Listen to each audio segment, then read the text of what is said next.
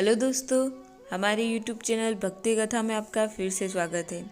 आज मैं आपके लिए लेके आई हूँ ओंकारे की आठे की कथा अर्थात राधा अष्टमी की कथा। अगर आपको हमारी वीडियो पसंद आए तो हमारे वीडियो को लाइक करें, हमारे चैनल को सब्सक्राइब करें और वीडियो को शेयर करें। आइए शुरू करते हैं। भाद्र मास की शुक्ल पक्ष की अष्टमी को राधा अष्टमी यानी ओंकारे की आठे कहा जाता है। यह व्रत अपने पूर्व जन्म के पापों से मुक्ति पाने और संतान के लिए किया जाता है। यह व्रत 9 वर्ष तक किया जाता है। ब्राह्मण समाज में 8 वर्षों तक किया जाता है। इस दिन मिट्टी के शिवजी, पार्वती जी, कुक्कड़, माकड़ और माकड़ के 8 बच्चे भी बनाकर उनकी पूजा की जाती है।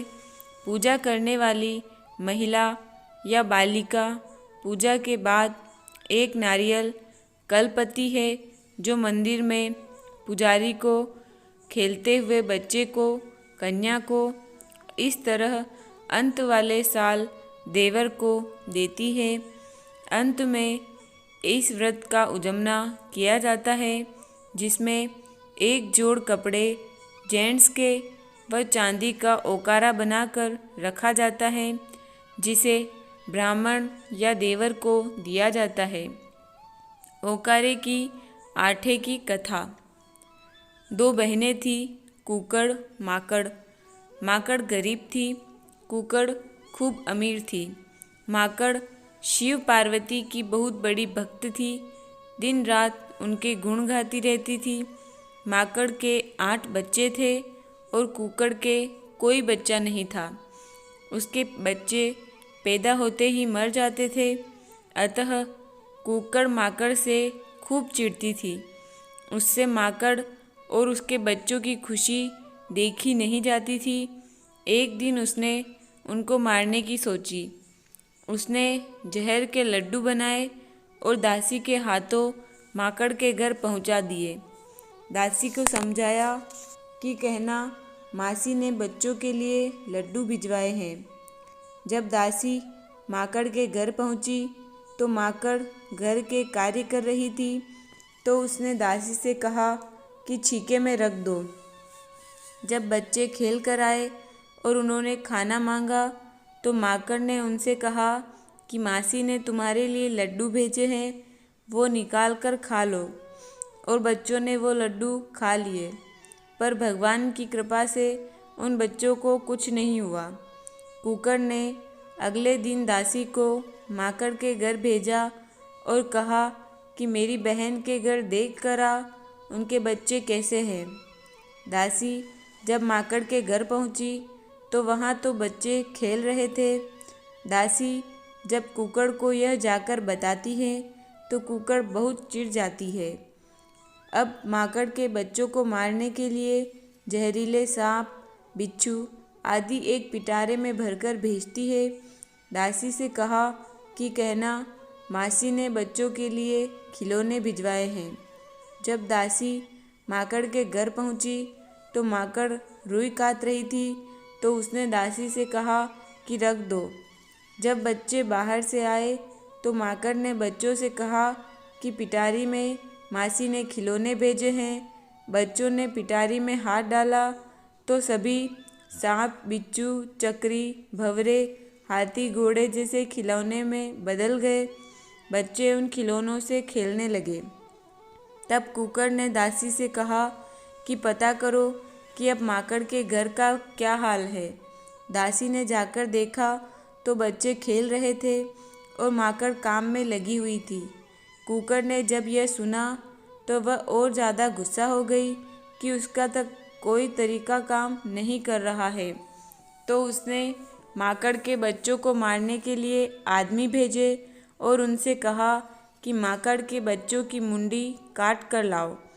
कुक्कड़ के आदमी ने बच्चों को मारकर उनके धड़ जंगल में छोड़कर उनकी मुंडी काट कर कुक्कड़ के पास ले गए। कुक्कड़ उनके सिर अपने पैर के नीचे रखकर बैठ जाती है। इधर शिवजी, पार्वती जी पृथ्वी पर भ्रमण के लिए निकले तो रास्ते में पार्वती जी ने देखा कि 8 बच्चों के धड़ पड़े हैं और उनकी मुंडी गायब है। शिव पार्वती जी इनको देखकर शिव जी से कहती हैं कि कोई बच्चों को मारकर पटक गया है। इनकी माँ कितनी दुखी हो रही होगी, कितना विलाप कर रही होगी। तब शिव जी पार्वती जी से कहते हैं कि ये पृथ्वी है, यहाँ हमें ऐसी कई चीज़ें दिखेंगी। हर बार आप ऐसे करेंगी तो कैसे चलेगा। पर पार्वती जी हट करने लगती हैं तो शिव जी तैयार हो जाते हैं। वे दोनों रूप बदलकर कुकड़ के घर जाते हैं। शिव जी तो साधु बनते हैं और पार्वती जी बिल्ली बनती हैं। शिव जी वहाँ जाकर भिक्षा मांगते हैं। दासी भिक्षा देने आती है तो शिव जी मना कर देते हैं कि मैं दासी से भिक्षा नहीं लेता। यदि मालकिन ने भिक्षा नहीं दी तो मैं श्राप दे दूँगा। तो कुकड़ चिढ़ते हुए भिक्षा देने आती हैं। इतने में बिल्ली बनी हुई पार्वती जी आती हैं और वो सभी मुंडियाँ मुंह में दबाकर भाग जाती हैं। फिर शिवजी उन मुंडियों को धड़ से लगाकर उन बच्चों पर अपने कमंडल से जल छिड़क कर बच्चों को जीवित कर देते हैं। तब पार्वती जी उन बच्चों को उठाकर कहती हैं कि तुम कितनी देर से यहाँ जंगल में सो रहे थे, जाओ, तुम्हारी माँ तुम्हारा इंतज़ार कर रही होगी। घर पहुँचने पर माँ ने पूछा कि इतनी देर से कहाँ थे। तब बच्चों ने कहा कि हमें नहीं मालूम, हम जंगल में कैसे पहुँचे, हम वहाँ सो गए थे। दूसरे दिन कुकड़ फिर दासी को माकड़ के घर भेजती है कि माकड़ कैसी है। दासी वहाँ पहुँचकर देखती है कि माकड़ अपने बच्चों के साथ खाना खा रही है। यह सुनकर कुकड़ और चिढ़ जाती है। कुछ दिनों बाद कुकड़ के मरा हुआ बच्चा पैदा होता है। उसे पालने में सुलाकर वह नौकरानी को अपनी बहन माकड़ को बुलाने के लिए भेजती है। उस दिन माकड़ के ओकारे की आठे यानी राधा अष्टमी का व्रत होता है। तो वह जल्दी से स्नान करके गीले बालों से ही कुकड़ के घर पहुंच जाती है। कुकड़ ने माकड़ से कहा कि मैं अभी अंदर हूँ, बच्चा पालने में लेटा हुआ है, तुम बच्चे को खिलाओ। तो माकड़ जैसे ही पालने में झुकती है, उसके गीले बालों से पानी टपक कर बच्चे के ऊपर गिरता है और बच्चा रोने लग जाता है। बच्चे की रोने की आवाज़ सुनकर कुकड़ एकदम तुरंत अंदर से बाहर आती है और अपने बच्चे को जीवित देखकर माकड़ से पश्चाताप और ग्लानि से माफ़ी मांगती है और माकड़ से कहती है कि मैंने तो मरा हुआ बच्चा पालने में सुलाया था और उसका दोष तुम पर लगाना चाहती थी, पर तुम्हारे सद्व्यवहार, भाग्य और व्रत के प्रभाव से मेरा मृत बच्चा जीवित हो गया है। बहन, मुझे माफ़ कर दे, मैंने तेरे साथ बहुत अन्याय किया है। इस तरह कुकड़ बहुत प्रायश्चित करती हैं। माकड़ ने अपनी बहन को क्षमा करते हुए उससे कहा कि चल किसी पंडित के पास चले और तेरे दोष जाने, तेरा बच्चा क्यों नहीं जीवित रहता पूछे। तो वे दोनों बहनें एक विद्वान पंडित जी के पास जाती है। पंडित जी से पूछती है कि कुकड़ के कोई बच्चा जीवित क्यों नहीं रहता।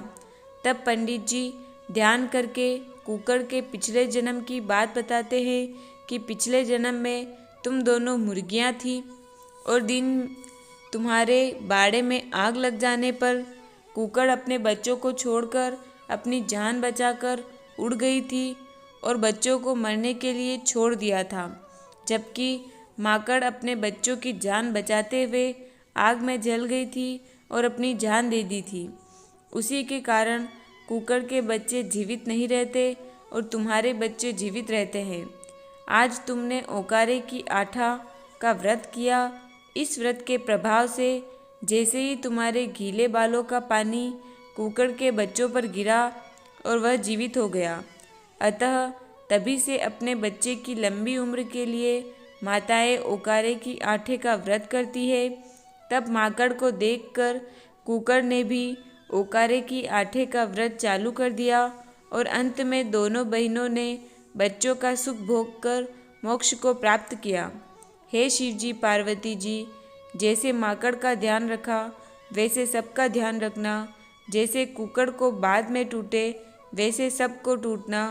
कथा अधूरी हो तो पूरी करना, पूरी हो तो मान करना। ओम नमः शिवाय।